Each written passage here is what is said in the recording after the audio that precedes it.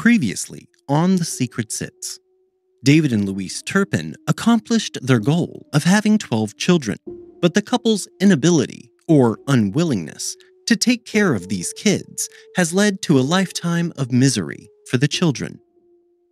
They are forced to live a nocturnal lifestyle. They are hardly fed, and they are all woefully uneducated, despite the fact that David Turpin continually registers his house as a home school. And that is where we pick up our story today.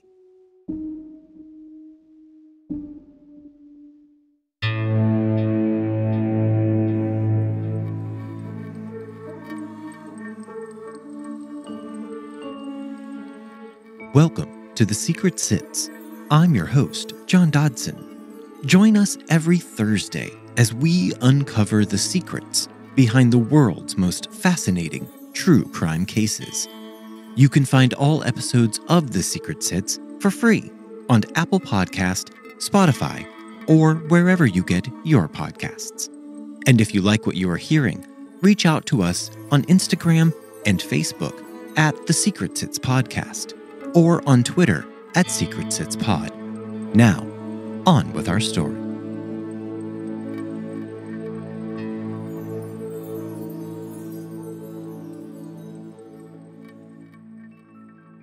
As Thanksgiving approached, one day David called Jordan to come upstairs to see him in the television room. All of the other children were off in their rooms, and Louise was not at home. David motioned for Jordan to come over to his chair. When she got within arm's reach of her father, he reached over and pulled the girl's pants down.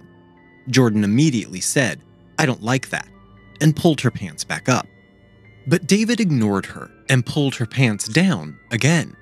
He then picked up the girl and placed her onto his lap. Before anything else could happen, Louise arrived home and Jordan jumped up and pulled her pants back up, and she went to her room. When David and Jordan were alone later, he told her not to tell anyone. During April of 2014, Janetta had somehow found a Barbie doll. And when Louise caught the 14-year-old girl with the doll, she was infuriated. She took the doll away, and as punishment, she made the girl go to her room and stand in the corner. This lasted for hours, and Janetta began feeling faint. She yelled downstairs for her mother, but she was on the phone and could not be bothered. Janetta eventually passed out and hit the floor so hard that she fractured her jaw and broke a couple of her teeth. Later, when Louise finally finished her phone call, she went and found Janetta in terrible pain, covered in blood. Louise still waited another hour before taking the girl to the hospital. They confirmed that she did have a hairline fracture in her jaw, and they wanted her to come for a checkup in a few days. Janetta never returned to the hospital for any checkups. In May, David and Louise purchased a brand new home in Paris, California. Even with several bankruptcies, the FHA still gave the couple a $350,000 loan. This home in Paris would be yet another prison for the children. David's job at the Northrop Grumman was taking a lot of his time, so the children were home most of the time with just their mother. This is also where the physical violence began to accelerate. Louise would use physical punishment for every single little thing the kids did. She also got heavier chains, which caused more bruising. The current favorite children, Jennifer, Joshua, Julianne, and Janetta, were used as spies by Louise to root out suspects, and those suspects would be punished. They guarded the halls, the kitchen, and David and Louise's bedroom. The other children were not ignorant that these four were getting special treatment. Joshua was even allowed to sit and watch television with his parents. The nocturnal lifestyle continued in this house as well. Bedtime was 4 or 5 a.m., and they would sleep through the entire day. All of the children's beds had chains and padlocks attached to them permanently. Exercise was also strictly forbidden. Jordan would quietly pace back and forth in her room, trying to make sure her muscles did not atrophy. Not that she knew what that was. Jennifer was now in charge of making all of the meals for her siblings. She would make the 3 options for dinner, and each kid was called down one at a time to eat. They would now eat standing at the kitchen counter, and they could have water from the kitchen faucet. And while their children could only eat peanut butter, bologna, or a burrito, David and Louise were still eating out or getting takeout to bring home for themselves. They would buy beautiful pies and bring them home. No one was allowed to eat these pies.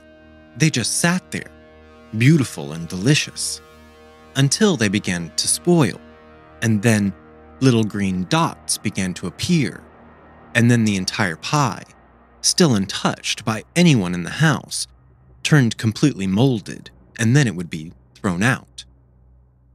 The children still had to ask permission to go to the bathroom, and if permission was not given in time, they would soil themselves. After the move to Paris, Louise found out that she was pregnant again. This would be the couple's 13th child. It's a blessing.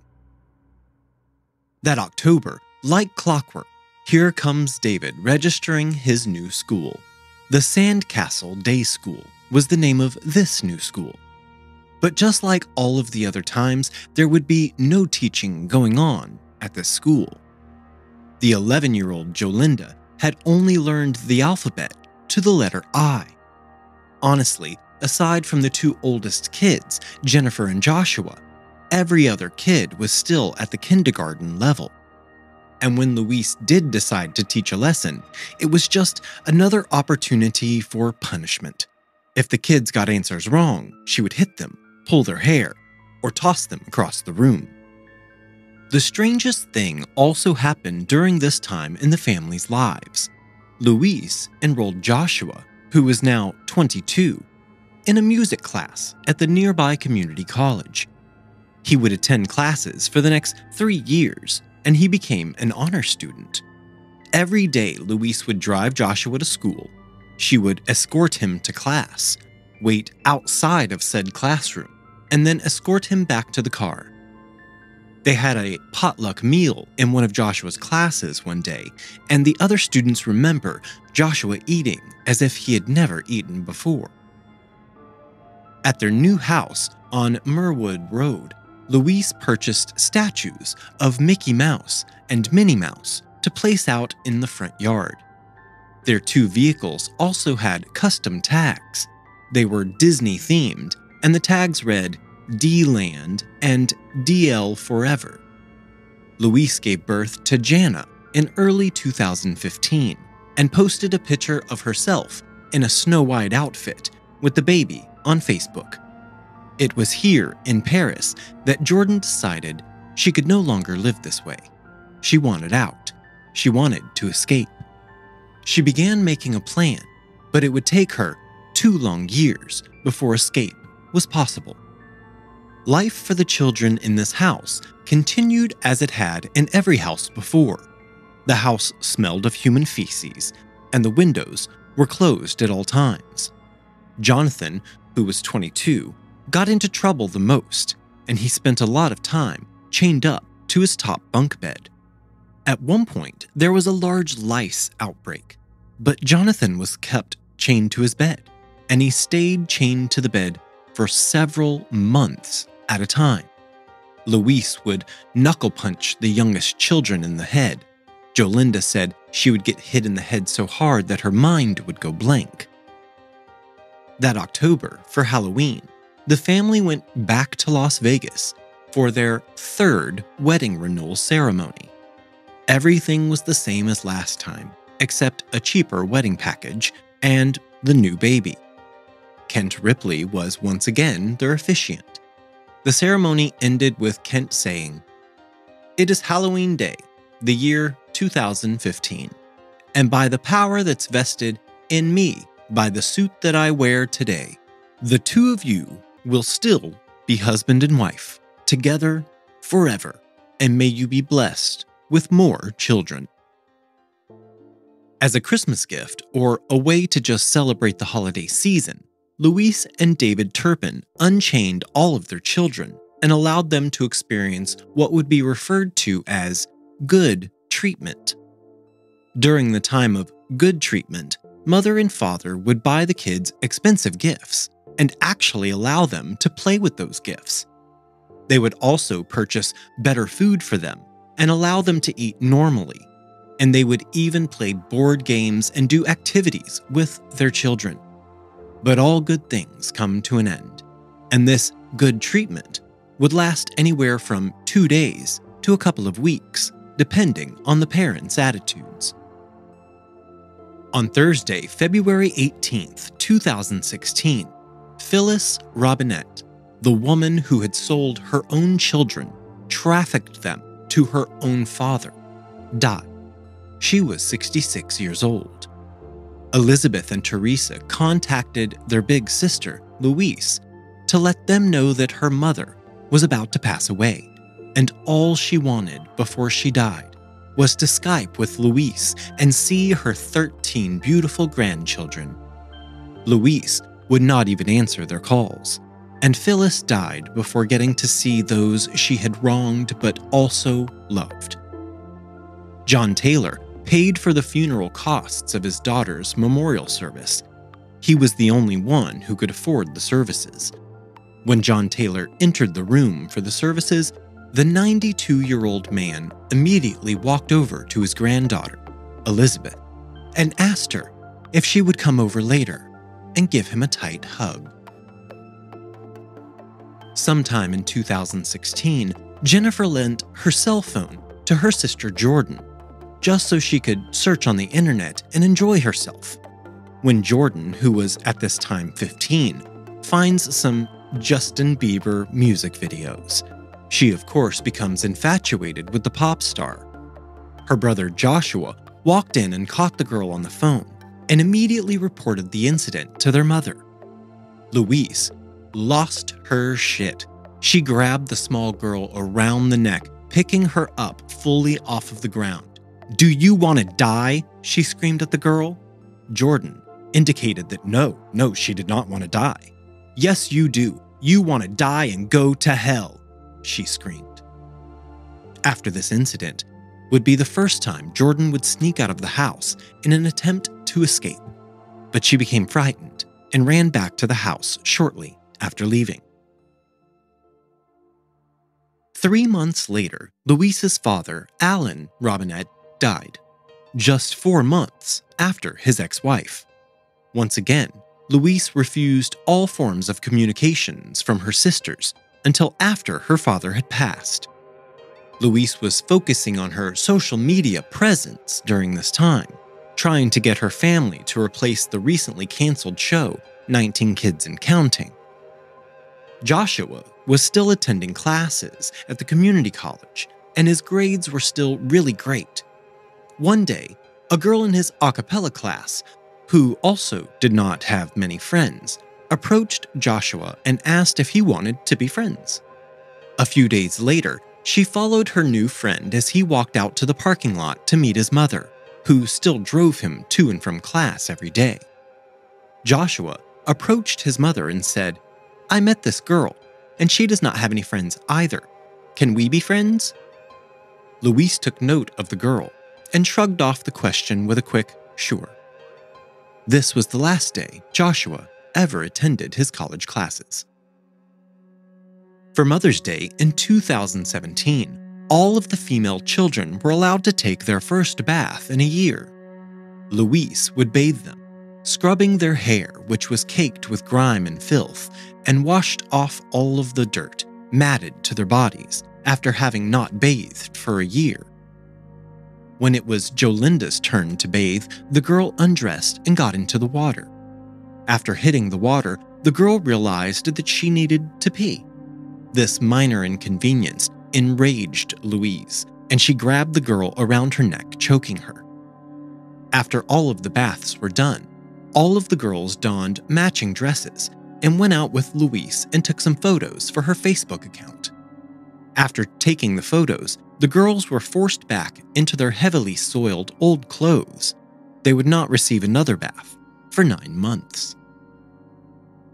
This Christmas would set off a string of events which would lead to the downfall of the Turpin family's secrets. This started with Joshua receiving a new cell phone for Christmas, and he gave his old phone to his sister Jordan. The phone had no cell plan, so Jordan could not make calls, but she could surf the internet, and she could also call 911. David and Louise knew that they had nothing to worry about. They had conditioned their children enough that escape was not even something that crossed their minds. Jordan used her new phone to discover newfound freedoms.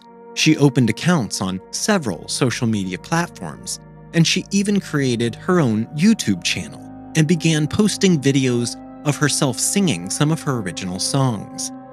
On all of her social media, Jordan went by the pseudonym Lacey Swan. As the holiday season approached, David was told that his engineering job with Northrop Grumman was being transferred to Oklahoma. This would mean another move for the giant family, and it also meant brand new challenges and uncertainty for the 13 children. Jordan knew it was time.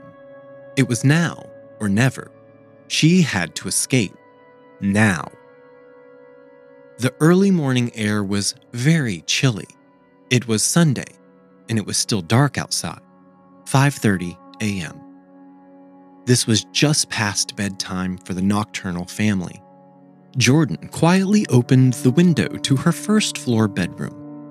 Jordan squeezed out through the window into the cold morning air. Her little sister, Jolinda, had decided to go with her. The two girls were very scared and disoriented. They had only been outside of this house a few times, and they were very unfamiliar with the streets and houses around them. After looking around, Jolinda became overwhelmed and frightened, and she ran back to the safety of familiarity within their house. Jordan pressed on. This was her chance, the chance for all 12 of her siblings to survive. 5:51 a.m. The phone rings in a 911 dispatch call center. I live in a family of 15 people, and my parents are abusing. They abuse us, and my two little sisters right now are chained up. There's 13 kids, and then a mother and father. And how many of your siblings are tied up? 2 of my sisters, 1 of my brothers. How are they tied up, with rope or with what? With chains. They're chained up to their bed. When the operator asked her to spell her name, Turpin, Jordan replied, Turpen, not even knowing that she had misspelled her own last name. The operator then asked Jordan if she knew her address. As part of her plan, Jordan had stole an envelope which had come in the mail. That way, she would have her address. The problem was that Jordan didn't know what an address was. So when asked, the girl read a series of numbers, 925707774. This turned out to be the numbers of her street address and the zip code all rattled off together.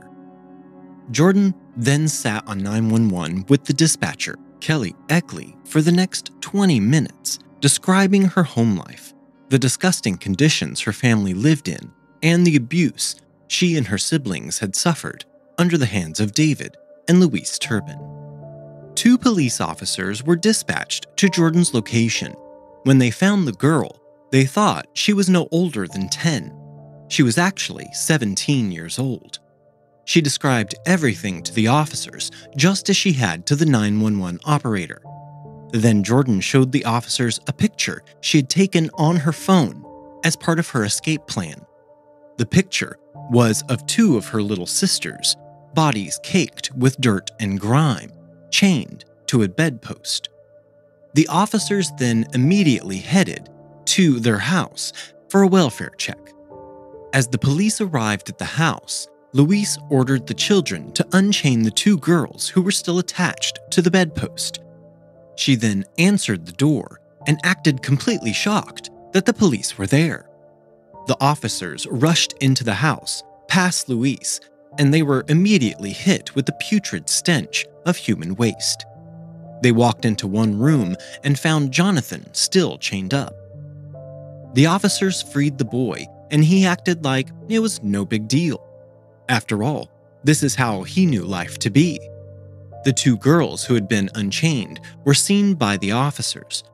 The chains had rubbed all of the dirt off of the girls' arms, and there was just a stripe of clean white skin surrounded by the dirt and grime of the rest of their small emaciated bodies. 11-year-old Jaleesa told the officers that as soon as she had seen the flashy lights and heard a knock at the door, she knew Jordan had made it and that she had saved them all. David Turpin was led from the house in handcuffs. The man wept uncontrollably. Louise Turpin walked out of the house with her head high, completely stoic.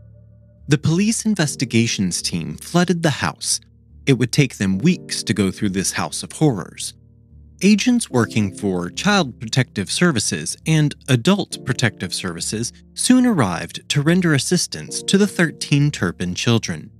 The children were placed on IV drips from the medics. They were given antibiotics, vitamins, and nutrients, and blood samples were taken from each child to make sure that they were all biologically Turpin children. Deputy Manuel Campos did the initial interview with Jordan Turpin. He realized during this interview that even though Jordan was 17, her mental abilities were way below that number. She presented as possibly around 10 years old, physically and mentally. She did not understand a lot of words, and the deputy had to find different ways to say things for her to understand. She told him about her life at home and the abuse they suffered. Deputy Campos said her hair appeared to be unwashed. She appeared to not bathe regularly. She had a lot of dirt on her skin. It appeared to be caked on. He asked her if she had any physical injuries. Jordan told him that she had a small cut on her foot. But when she tried to show it to him, there was so much dirt covering it, the officer could not see anything. Jordan told him how they went to what their father called private school, but they hardly ever had lessons. She knew that she had had one lesson for first grade when she was 15 or 16, but then mother was bored by it and gave up. Jordan knew that it was the first month of the new year, but she had no idea what the month was called. Jordan revealed that she had only ever been to a doctor once, and that she had never been to a dentist. At the end of the interview, the deputy asked Jordan if she had ever been sexually abused. She then told him about the time when father had pulled her pants down and forced her onto his lap. Jolinda was in a separate interview room, speaking with Detective Thomas Salisbury. Jolinda told about how she had learned up to the letter I, and a few years later she continued learning to the letter T. Jolinda also did not understand the differences between a state and a country. She believed that Texas was a country. Jonathan spoke with the investigators and told them about his abuse and being chained up for various lengths of time for the past 6.5 years. He also told them that he believed he had finished up to grade 3, but he was not sure. When they asked him how many grades he thought there were, Jonathan guessed 10. After each one of the Turpin children were interviewed, they were allowed to shower and each one was given a brand new, clean outfit to put on. The dirty clothes were collected as evidence. The investigation team laid out brown butcher paper and they splayed the clothing out to be photographed. The clothing was extremely heavy and soiled. Some of the female children's underwear was covered in dried blood, and all of the clothes smelled extremely foul. The children had been wearing these clothes every day for the past 7 months. After this, the Turpin children were split up. The 6 minor children were sent to the Riverside University Hospital, and the 7 adults were sent to the Corona Regional Medical Center. The 7 adults had a 5150 hold placed on them. While a 5150 is typically used for psychotic breaks, violent acts against others, or threats of suicide. In this case, it was used because the officials did not think that the adult-age children could even take care of themselves. David and Louise Turpin were both interviewed and both gave official initial statements. The two were then transported to the Robert Presley Detention Center.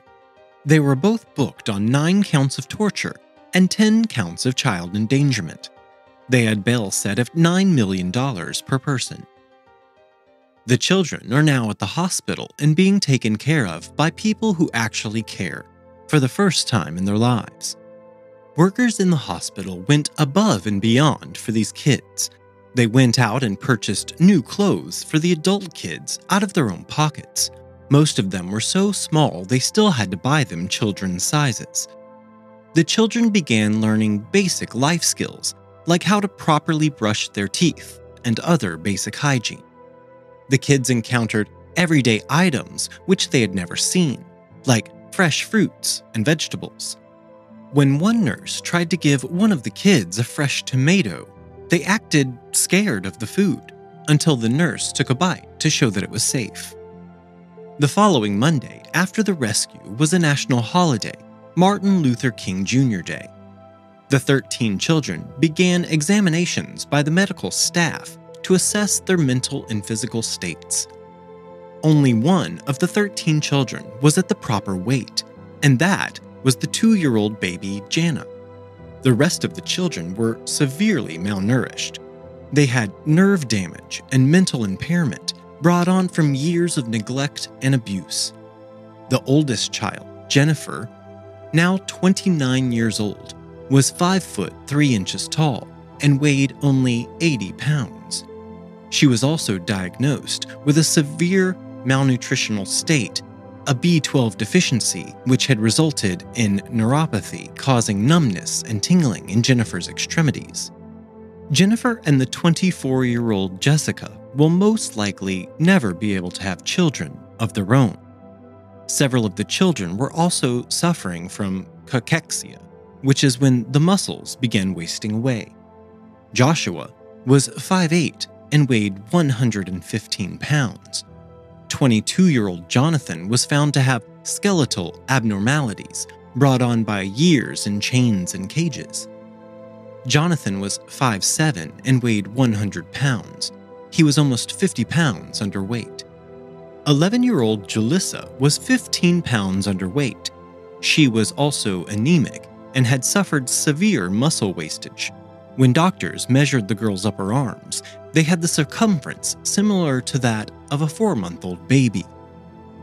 The youngest boy, James, at 15 years old, had difficulty walking, and he had scoliosis so bad that his spine was in the shape of an S. James also told doctors that he had thoughts about killing small animals and that he believed his dreams could predict the future. Jordan was also sent to a speech therapist. Her voice was still so childlike. At 17 years old, she was sometimes difficult to understand. Back home in Tennessee, Elizabeth was notified over her Facebook account as to what was happening with her sister in California. Elizabeth was shocked and called her younger sister Teresa and told her to turn on the news. Kent Ripley, the Elvis impersonator from all 3 of the Turpin vow renewals, said, "I would never have thought this, and I feel so bad for the children." That very night, all of the videos from the Turpin ceremonies were removed from the chapel's website. The fact that David Turpin was able to keep what was happening inside of his secluded family a secret for so long by registering his school as a private school soon became quite a story. The California Department of Education claimed no responsibility at all for what had transpired. However, in the 7 years that David Turpin had registered his private school, the state had never once performed the required inspections from the fire marshal. Not one single year. Betty Turpin, David's now 82-year-old mother, spoke to the press, and she expressed her shock at what was happening. Betty said, "This is a highly respectable family who had annual passes to Disneyland. Now, that might be one of the craziest assertions I've ever heard. They have annual passes to Disney. They must be good people. The following Wednesday, Good Morning America flew Elizabeth to New York to be interviewed by Robin Roberts. The community began coming together in an outpouring of love for the 13 Turpin children. The Corona Chamber of Commerce donated a bag of new clothing for each child. They also opened a fund which raised over $200,000 for the kids. Nurses at the hospital pooled money to buy each of the siblings a new pair of shoes. The kids loved their shoes so much that the first night they had them, the kids slept in their shoes. They were afraid that they may be taken away in the night. That Thursday morning, the Riverside County DA held a press conference to read the list of current charges against David and Louise Turpin. 12 counts each of torture against all children except baby Jana. 12 counts each of false imprisonment. 7 counts each of cruelty to a dependent adult. 6 counts each of willful child cruelty. And 1 charge against David Turpin for committing a lewd act by force on his daughter Jordan when she was under 14. He then went on to describe all of the torture and abuse suffered by the kids under the iron fist of their parents. 2 hours later, the couple were arraigned. Both pleaded not guilty to all charges. Bail was set at $9 million for Louise and $12 million for David. The prosecution added additional charges to David for perjury because of his filing for private school status and his assertion that his children were being educated. The 7 adult children were relocated from the hospital to a supervised living facility. The 6 minor children would be split up between 2 separate foster homes. On February 22, 2019, both David and Louise returned to court and changed their not guilty pleas to guilty for 1 count of torture, 3 counts of willful child cruelty, 4 counts of false imprisonment, and 6 counts of cruelty to adult dependents. Both were sentenced to life imprisonment with a possibility of parole after 25 years. Experts believe they will never receive parole due to the severity of the crime, making it effectively a life sentence. 5 of the younger children who were housed in foster care made claims that the adults who were fostering them were also being abusive. In October of 2019, amid these allegations of abuse, this foster family was allowed to legally adopt the children. The family, since then, has been arrested and charged with abusing many children in their care, including the Turpin children. In early 2020, the Riverside County DA said that some of the children are living independently, living in their own apartments, and have jobs and are going to school. Some volunteer in the community, and they go to church. An investigative reporter did a story following up on the Turpin children in 2021. This reporter stated that some of the Turpin children have now been neglected by the Riverside County Social Services Department. Some of the children are now homeless, and none of the hundreds of thousands of dollars which had been donated to the children's funds was made available for the kids to use. This money was in a trust controlled by the court-appointed guardian. Joshua Turpin said that the guardian would not even give him enough money to buy a new bike. Diane Sawyer interviewed Jordan Turpin on 2020, and Jordan said that she was released from her foster home with no warning. She had acquired no life skills, she had no way of gaining housing, and she had no idea how to get a job, gain food, or health care. The Riverside County has hired a private law firm to investigate all of these allegations. After David and Louise Turpin received their sentencing, their oldest daughter, Jennifer, addressed the court. My parents took my whole life from me, but now I'm taking my whole life back. I saw my dad change my mom. They almost changed me. But I realized what was happening. I fought to become the person I am. I am a fighter. I'm strong. And I'm shooting through life like a rocket.